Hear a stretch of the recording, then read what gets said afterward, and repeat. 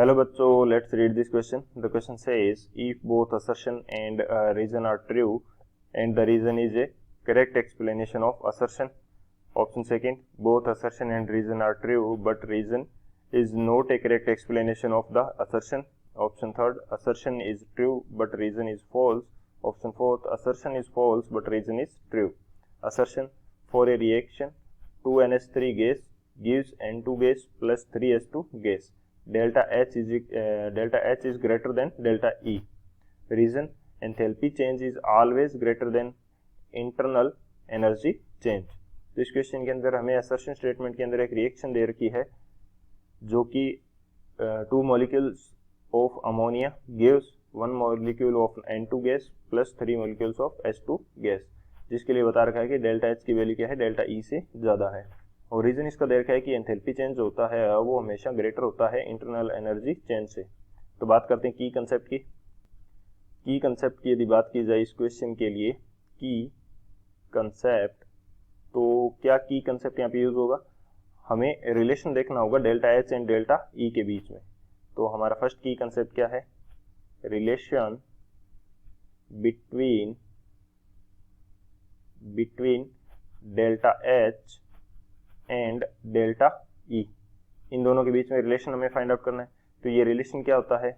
Delta H is equal to delta E plus delta N G R T, जहाँ पे delta H हमारे पास क्या है, एंथैल्पी चेंज है, डेल्टा ई हमारे पास क्या है, इंटरनल एनर्जी चेंज है, डेल्टा एन जी हमारे पास क्या है, difference between number of moles of gases participating in reaction, R is the universal gas constant and T is the temperature. अब यहाँ से हम डेल्टा एन जी किस प्रकार से फाइंड आउट करेंगे? डेल्टा एन जी हम फाइंड आउट करते हैं number of moles of gases in product minus number of moles of gases in reactant. ये हमारे पास delta N g find out करने का फॉर्मूला रहता है। सो ये हमारा मेन की कंसेप्ट होगा। इस की कंसेप्ट की हेल्प से इस क्वेश्चन को सॉल्व करते हैं। अब यदि बात की जाए सॉल्यूशन की, तो हमें इक्वेशन क्या गिवन है? इक्वेशन हमें दे रखी है कि 2 molecules of ammonia gas provides nitrogen gas plus 3H2 gas।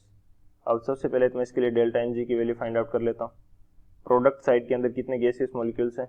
Product के अंदर 2 गैसें हैं, N2 गैस और हाइड्रोजन गैस, जिसमें हाइड्रोजन के 3 मोल्स हैं और N2 के 1 मोल है।